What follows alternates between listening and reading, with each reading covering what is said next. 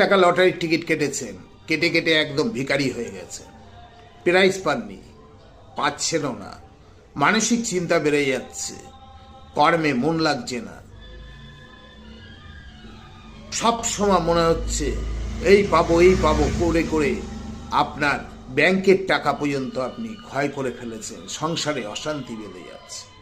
ছোট্ট একটি কাজ। নমস্কার, আমি শ্রী মিলন অধিকারী।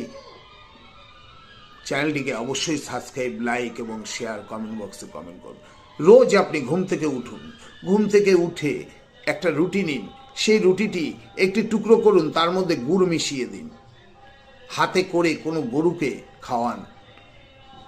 যখন দেখবেন সেই গরুটি আপনার হাতের এই চেটোটিকে চেটে চেটে খাচ্ছে, লটারি আপনার হবেই হবে।